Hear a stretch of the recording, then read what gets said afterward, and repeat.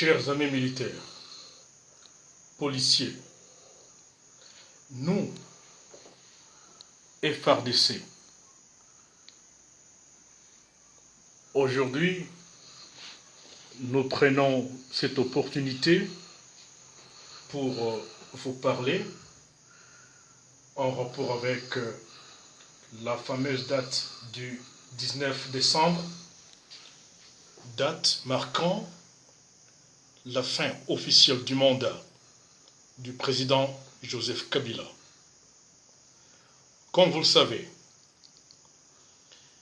l'armée est une institution qui a pour objectif principal de sauvegarder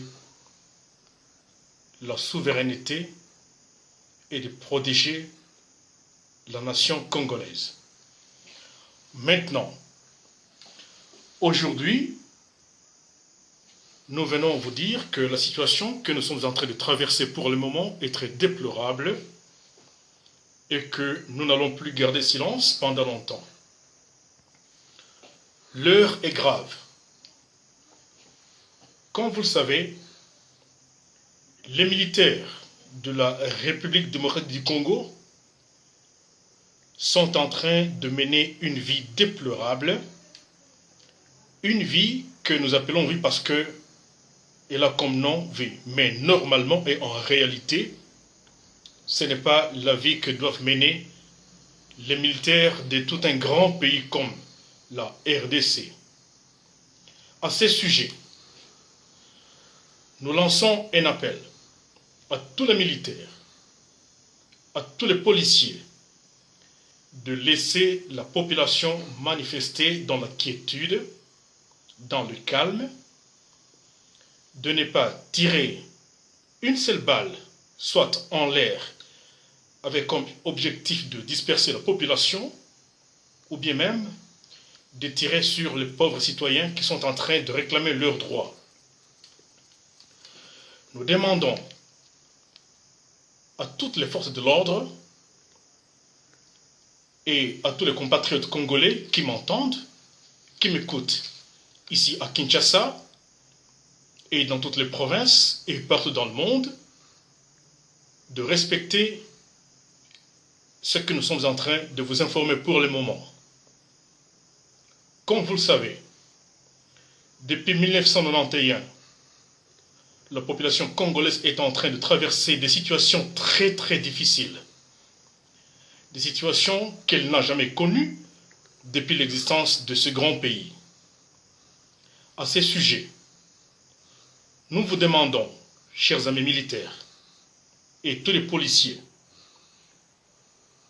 de garder silence, d'observer la population manifester en la date 19 décembre plus tôt, parce que cette manifestation a comme objectif principal de montrer d'une manière beaucoup plus objective à Joseph Kabila de quitter le pouvoir parce que son mandat va prendre fin le 19 décembre, comme je l'ai dit tout au début. Chers amis militaires, chers amis policiers, comme vous le savez, depuis l'arrivée et l'entrée au pouvoir de Joseph Kabila en 2001, l'armée congolaise est en train de vivre des situations très très difficiles.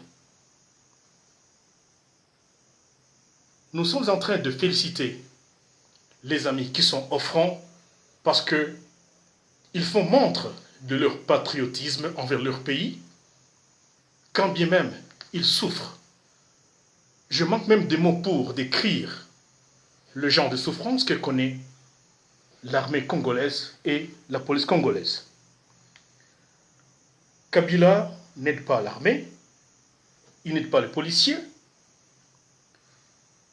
et personne ne peut me contredire pour me dire que ce que je suis en train de dire pour le moment est un mensonge. Nous, militaires de la RDC, nous sommes en train de mener une vie très très difficile. Trop, c'est trop. À ce sujet, nous lançons même un appel à l'opinion internationale que le gouvernement congolais puisse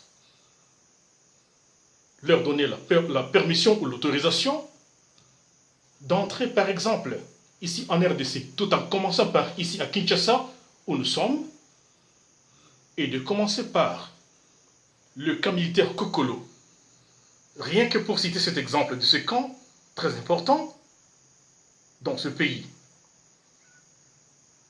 que les gens viennent voir quel genre de vie que les militaires congolais sont en train de mener dans les hôpitaux et d'une manière brève dans tout ce qui est en rapport avec leur vie sociale. Les militaires qui sont venus au front, d'autres n'ont pas de bras, d'autres n'ont pas de jambes. En arrivant à l'hôpital, on leur demande de se payer eux-mêmes le frais de soins. On leur donne l'ordonnance pour qu'ils puissent eux-mêmes se payer les médicaments. Où a-t-on vu au monde une armée qui dépend d'elle-même alors qu'il y a l'autorité compétente, celui qui représente le gouvernement, je cite le président de la République, qui ne prend même pas soin de sa propre armée. Et puis, il veut faire semblant de rester au pouvoir alors que son mandat va bientôt prendre fin.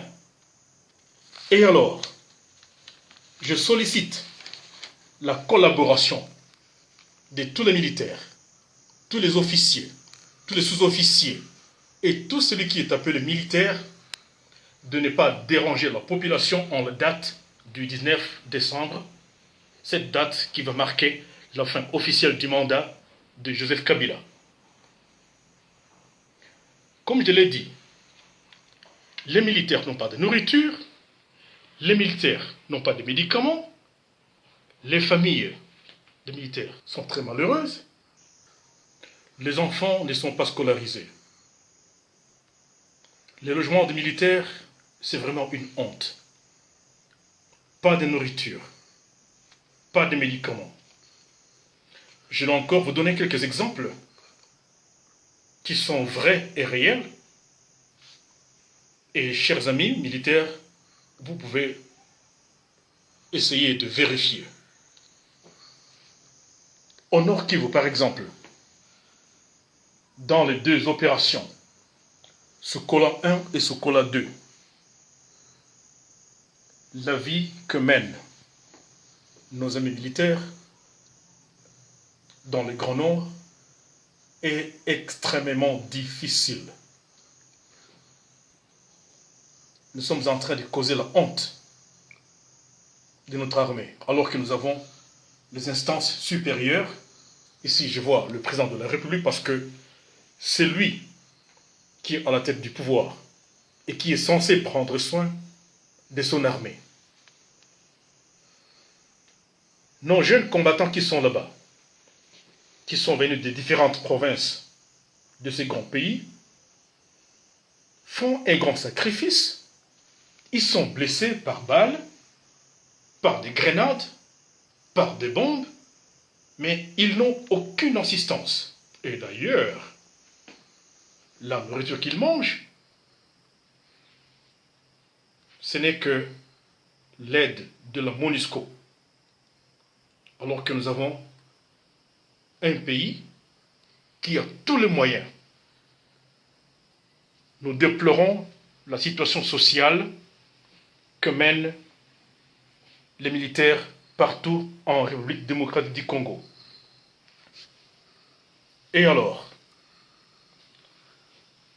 comme je l'ai dit, c'est une grande honte, comme nous sommes en train de vivre aux dépens de la MONUSCO pour le moment, dans les Grands Nord. Nous ne voulons pas que notre population puisse connaître la souffrance que nous militaires nous sommes en train de connaître pour le moment. Trop, c'est trop. Que Joseph Kabila quitte le pouvoir dans la tranquillité, car nous ne voulons plus voir aucun sang coulé en RDC à cause d'un groupuscule d'égoïstes qui font semblant d'aider Kabila pour qu'il puisse le garder au pouvoir. Nous sommes d'accord avec la transition, mais sans Kabila à la tête du pouvoir. Qu'il parte dans la tranquillité.